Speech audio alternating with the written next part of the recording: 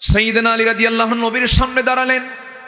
নবীজি বললেন, ও আমার আলী, আমার মেয়েকে তুমি যে বিয়ে করবা, তোমার কাছে কোনো টাকা পয়সা আছে নাকি? হুজুর, বাড়ি তো নাই, টাকা পাবেন কোথায়? কি আছে তোমার কাছে বলো হুজুর? এই যে ঢাল, এই যে তরবারি। রাসূল বললেন, ঢাল ছাড়াও যুদ্ধ চলে, ঢালটা বিক্রি করে আসো, আমার মেয়েকে বিয়ে দেব, ঢাল বেচারে টাকা মহরণার ধার্য করে। যেরকম সুবহানাল্লাহ। ঢাল বেচতে গেলেন। ওসমান জিন্নুরাইন নবীজির জামাই ছিলেন, দুই মেয়ের জামাই। এক মেয়ে মারা যাওয়ার পর আরেকটা মেয়েকে দিয়েছিলেন। তিনিও মারা যাওয়ার পর রাসূল বলতেন, মাঝে মাঝে আমার যদি আরেকটা মেয়ে থাকতো, আরেকটা মেয়েকে আমি ওসমানকে দিয়ে দিতাম। যেরকম সুবহানাল্লাহ। ওসমান সামনে দাঁড়িয়ে বলছেন, আলী, সাত সকালে তুমি ঢালটা বিক্রি করতে আসছো কেন? বলতেছে, ঢাল বিক্রি করতে আসছে, আমার একটা বিষয় ফায়সালা হয়ে গেছে। কি? বিয়ে শাদী হয়ে যাচ্ছে আমার। কার সাথে? আপনার শালী। কথা বলছেন? আপনার শালিকা। খুব খুশি হলেন। ঠিক আছে, নাও, ঠিক আছে, এই যে টাকা নাও, ঢালটা দাও। ঢালটা নিয়ে হাতের মধ্যে নিয়ে মুস্কি হাসি মেরে বলছেন, আলী, চলেই গেলেন নাকি? হ্যাঁ, যাচ্ছি। কিছুক্ষণ পর তুমি তো আমার ভাইয়েরা হবে, তোমাকে কিছু দেওয়া দরকার না? ঢালটা তোমারে দিয়ে দিলাম, যাও।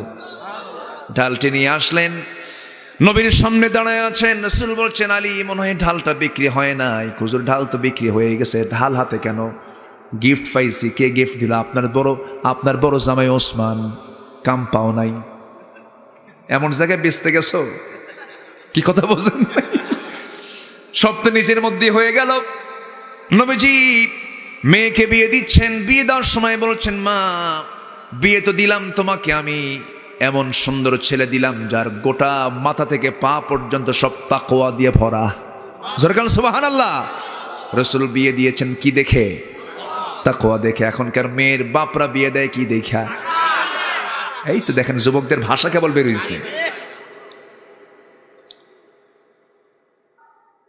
নবীজি তার মেয়েকে বিয়ে দিলেন।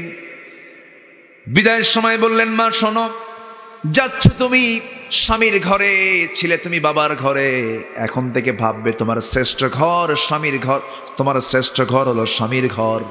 স্বামীর ঘরে করে খাও। মৃত্যুর দিন পর্যন্ত স্বামীর বিরুদ্ধে যেন একটা নালিশ আমার কানে না আসে। সুবহানাল্লাহ বলবেন না? আর এখনকার মেয়ের বাপরা কি কয়? মা তুই যা, যদি কিছু বলে খালি ফোন দিবি, খাইয়া ফালামো। আসেন, এরকম আছে। শান্তি হবে কেমনে? আমার ভাইয়েরা, আমার নবীর সামনে একদিন ফাতিমা রাদিয়াল্লাহু তাআলা আনহা বসে বসে নামাজ পড়ছিলেন। নামাজ শেষ করার পর রাসূল বলছেন, ফাতিমা, বসে বসে নামাজ পড়ো কেন? কাব্বা, আমি তো বসে বসে নামাজ পড়ি না, দাঁড়িয়ে দাঁড়িয়ে নামাজ পড়ি। আজকে বসে বসে নামাজ পড়ার হেতু হলো, আমি আজকে বসে বসে নামাজ এই জন্য পড়ছি, আপনি বলেছেন স্বামীর কোনো যেন নালিশ আমার কানে না আসে, স্বামীর কোনো দুর্নাম করা ঠিক নয়। আপনি আমার গায়ে যে জামাটা দেখতে পাচ্ছেন, জামার পিছনের অংশটুকু ছেঁড়া অংশ আছে, ওই ছেঁড়া অংশটুকু দাঁড়িয়ে নামাজ পড়তে গেলে আপনার দৃষ্টিগোচর হয়ে যাবে।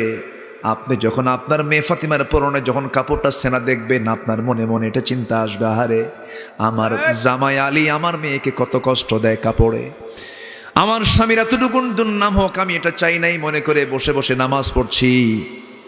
কি পরিমাণ স্বামীর প্রতি তাদের ভক্তি ছিল।